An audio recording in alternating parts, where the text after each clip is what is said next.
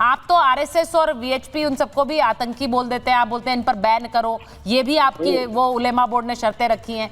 तो मेरा मतलब सिर्फ सीधा सा है कि आप विनोद जी, अब तो घुसपैठियों को भी खुले मंच से सिलेंडर देने की बात कही जा रही है, सब मुस्लिम वोट के लिए हो रहा है। सोचिए सुचरिता जी, देखिए सिलेंडर की बात मैं बाद में करूंगा, लेकिन मैं ये बात कहना चाहता हूं कि आपने 2-3 क्वेश्चन किए और जब इन्होंने झूठ बोला तब तो आपने पकड़ने की कोशिश करी, ये पकड़ में आए नहीं, मतलब बेसिकली पकड़े गए, एक्सपोज हो गए टीवी की डिबेट पर। मैं कहना चाहता हूं, देखिए जब अमित शाह का नाम लिया तो भागते हुए नजर आए, जब इनसे पूछा गया कि आखिरकार कौन से हिंदू ऑर्गेनाइजेशन ने बीजेपी के वोट करने के लिए कहा है तो चुपचाप नजर आए। मैं कहता हूँ देखिए, आरोप लगाना और अपने ऊपर लगे आरोपों से भाग जाना, ये इनकी पुरानी प्रकृति संस्कृति रही है। कोई बात नहीं, अब मेरी बात है, मेरा नाम विनोद बंसल मेरा है जी, आपका नहीं है। हाँ। आप सुनिए मेरी बात।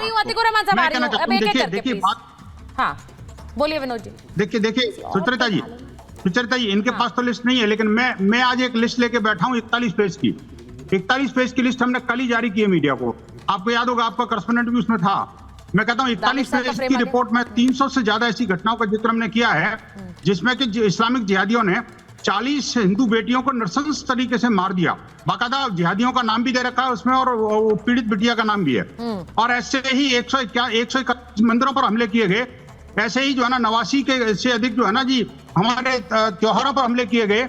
और अब देखिए कि ये लगातार इस तरह की घटनाएं 4 प्रकार की लिस्ट हमने परसों मीडिया को जारी की है। और इसके माध्यम से कहा गया कि ये जो विक्टिम कार्ड खेल रहे हैं ना, लगातार ये जो इस्लाम के नाम पर जो है भारतीय राजनीति को अपने मुट्ठी में बंद करना चाहते हैं। भारत पर जिस तरह से मुगलों ने शिकंजा कसा था, वही जो खूनी हाथ है एक तरह से वो उस भारत के ऊपर दोबारा से जो है ना वो पंजा लहराने की कोशिश हो रही है। एक तरफ तो हिंदुओं पर हमले कर रहे हैं, हिंदू तीर्थ यात्रा बची नहीं है, हिंदू बेटियां बची नहीं है, हिंदुओं के जो अपने मंदिर बचे नहीं है, और दूसरी तरफ जो है देश की राजनीति पर ये हावी होकर के ये विक्टिम कार्ड भी खेलेंगे और देश की राजनीति को अपने कब्जे में भी लेंगे। ये जो दोहरा चरित्र है ना जी, इसको ये देश को समझना पड़ेगा। मैं कहना चाहता हूं, मैं चैलेंज के साथ कहता हूं, जो परसों हमने सूची जारी की है सुचरिता जी, इनमें से कोई एक के मुंह में से अब एक शब्द नहीं निकला कि हम बेटियों के साथ उनके साथ संवेदना रखते हैं। वो जो हमने जो केसेस जारी किए थे वो मात्र 10% भी नहीं है। वो कुछ चुनिंदा केसेस जो हमारे मीडिया में हाईलाइट हुए वही प्रोमिनेंट केसेस लिए हमने। ठीक है। आप देखिए उन पर न तो कोई राजनीतिक दल का कोई नेता बोला, न कोई सेकुलर ब्रिगेड का नेता बोला, न ही जिहादी कोई तंजीम बोली, और न ही आपके पैनलिस्ट कोई बोले। उनके मुंह में से एक शब्द नहीं निकला कि हाँ ये निंदनीय है, हिंदुओं पर जो हमले इस्लामिक जिहादी कर रहे हैं, षड्यंत्र पूर्वक कर रहे हैं। विनोद जी, पर मुझे एक बात बताइए, उनका जो सवाल है, अतीकुर रहमान साहब ये कहते हैं कि भाई अगर मुस्लिम पर्सनल लॉ बोर्ड को लगता है कि बीजेपी हमारे हित में काम नहीं कर रही और वो कहते हैं कि भाई इनको वोट करो, तो उसमें गलत क्या है? उन्हें लग रहा है कि नहीं कर रही हित में काम। क्या हाँ। नहीं, क्या मुस्लिम पर्सनल लॉ बोर्ड क्या पॉलिटिकल ऑर्गेनाइजेशन है क्या? वो कैसे कह सकते हैं? या तो ये कहेंगे हम रिलीजियस ऑर्गेनाइजेशन नहीं है, हाँ। हम किसी रिलीजन के लिए काम नहीं करते। आप बोलिए सीधा आप इलेक्शन खड़े हो जाओ ना जी आप। दूसरी बात ये देखिए, यही तो मुस्लिम लीग ने किया था, देश विभाजन का काम किया। पहले पॉलिटिक्स में उतरी, फिर उसके देश विभाजन पर उतर गई। ये जो काम अभी जितने भी मुसलमान पार्टियां है ना जी, जितनी भी मुसलमान पार्टियां हैं और उनके पैरोकार हैं, वो सारे के सारे अब अल्टीमेटली भारत पर कब्जा जमाने के चक्कर में है। पहले पाकिस्तान वो जिन्ना का सपना था ना जी, पहले तो अभी महाराष्ट्र और झारखंड में कब्जा कर पाते हैं कि नहीं? क्योंकि मैं एक बार दानिश जी को दानिश जी 2 बार आपका फ्रेम चला गया, आपके पास आई थी, तो मैं अब तीसरी बार कोशिश उम्मीद कर रही हूँ आपको आवाज आ रही मेरी। दानिश साहब आ रही हूँ, विनोद जी आ रही हूँ। दानिश साहब देखिए, all India Muslim personal law board ने कहा 269 सीट्स पर हम सपोर्ट कर रहे हैं एमवीए को। 269 का सीधा मतलब एमवीए में आप तो आते नहीं है एमआईएम, तो आपकी 16 सीटों पर आप चुनाव लड़ रहे हैं, तो इसका सीधा गणित ये हो गया कि आपको भी सपोर्ट कर रहे हैं शायद, क्योंकि मुस्लिम पर्सनल लॉ बोर्ड के तो हिस्सा ओवैसी साहब भी है। तो वो एक गणित बड़ा क्लियर है कि एक तरफ ओवैसी साहब को भी सपोर्ट कर दो, दूसरी तरफ एमवीए को भी सपोर्ट कर दो। और ये भी बड़ा क्लियर है कि ये जो गोलबंदी हो रही है ये आपको भी सूट कर रही है। देखिए, मैं आपको एक बात कहूँ, बात गोलबंदी की और मोर्चाबंदी की नहीं है। हाँ। बात यह है कि देश के प्रधानमंत्री पद पर विराजमान नरेंद्र मोदी जब आके भाषण करते हैं तो उनको अपनी राजनीतिक पार्टी के लिए प्रचार प्रसार करने का अधिकार है। तो बैरिस्टर सदरुद्दीन ओवैसी साहब को और अकबरुद्दीन ओवैसी साहब को अपनी पार्टी के प्रचार प्रसार का अधिकार है। सही, बिल्कुल। रह गई बात यहाँ कि भाई सपोर्ट करने की या समर्थन करने की। हाँ। देखिए, मैं आपको एक बात बताऊं, देश की पार्लियामेंट की बात हो या महाराष्ट्र की राजनीति की बात हो, महाराष्ट्र में जब भी दलितों पे, मुसलमानों पे, आदिवासियों पे, किसी पे भी जुल्म और ज्यादती होती है तो सबसे पहली सदा जो बुलंद होती है वो ऑल इंडिया मजलिस इत्तेहादुल मुस्लिमीन की होती है।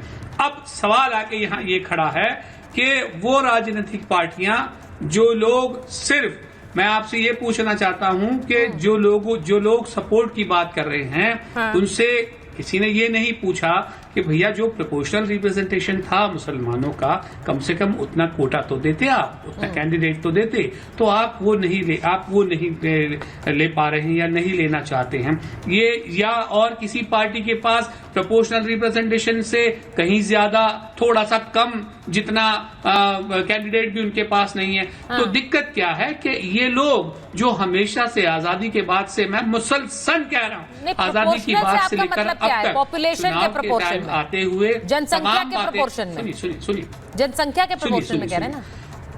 सुनिए अब सवाल मैं अपनी बात खत्म कर लूं उसके बाद मुझे अब सवाल आके यहाँ ये खड़ा है कि चुनाव से पहले तो ये तमाम सारी बातें करते हैं, अच्छी बातें करते हैं, लेकिन चुनाव के बाद कोई नजर नहीं आता। मैं ये कह रहा हूं कि चुनाव से पहले रामगिरी महाराज के खिलाफ इम्तियाज जलील साहब मैदान में निकले, किसी एक आदमी का सपोर्ट का या स्टेटमेंट टेका आया? कोई नहीं आया। दिक्कत ये है कि जब मुसलमानों पे जुल्म नेता तो 15 मिनट याद दिला रहे हैं भाई, आपके नेता 15 मिनट वाली भाषण याद दिला रहे हैं, अकबरुद्दीन तो दिला ही रहे थे, अब असद साहब भी दिला रहे हैं, और वो तालियां बज रही है वहां क्राउड में, तो लोगों को पता नहीं है कि 15 मिनट से क्या मतलब है, क्या सब जानते हैं, ओवैसी साहब भी जानते हैं, जनता भी जानती है, 15 मिनट बार बार याद दिलाते हैं और मजे ले रहे हैं। रजाकार लोक पार्टी क्या, कैसे ये सही है? हाँ देखिए, अच्छा सुनिए, ये देखिए, ये दलालों की पार्टी को समझाइए, अंग्रेजों की पेंशन पे पलने वाले अभी तक। अरे भैया, रजाकारों की पार्टी तुम्हारी है, इस देश में कटाई करने वाले कौन है? इस देश में कटाई किसने करी? आप समझ में आ रहा है नहीं आ रहा? रजाकारों की पार्टी आप रहे हो और आज हिमायती बन के बैठे हो। पेंशन पाने वाले अभी भी पेंशन तो नहीं आ रही ना देश के अंदर कटाई, रजाकार याद है कि नहीं है? आपकी पार्टी के नुमाइंदे जितने भी हैं उन्हीं के वंशज हैं इस देश में जो काटे थे। अंग्रेजों की पेंशन वेंशन पे तो नहीं पल रहे ना, छुपा के रखा हुआ था। इनकी तफ्तीश करवाइए, देश की हितैषी तफ्तीश करवाइए, अंग्रेजों की पेंशन निकल आएगी। हितैषी की बात करते हैं, रजाकारों की पार्टी है आपकी, रजाकार नई शब्द याद तो मैं बता देता हूँ आपको। अच्छा ठीक, अरे सुचारिता ऐसे नहीं होगा, सुचारिता ऐसे नहीं। गलत बोल रहे हो तो क्या होगा? राधिका जी के पास जाऊंगी एक बार, सुनिए। नहीं दानिश जी, देखिए ये दोनों तरफ से बात होगी ना, अब आप कुछ बोलेंगे तो कुछ लोगों को चुभेगा और कुछ लोग बोलेंगे भाई हर चीज आपकी अच्छी तो नहीं लगेगी लोगों को, और वैसे ही बाकी लोगों की बात आपको अच्छी नहीं लगेगी। नहीं, तो मैंने नहीं बोला ना, मैंने तो उनसे कहा ही नहीं। सुनिए, मैंने उनसे कहा ही नहीं, मैंने तो भारतीय जनता पार्टी को बोल रहा हूं। ये बीच में कूद के आ गए और बातें करने लगे, मैंने तो इनसे कहा ही नहीं है।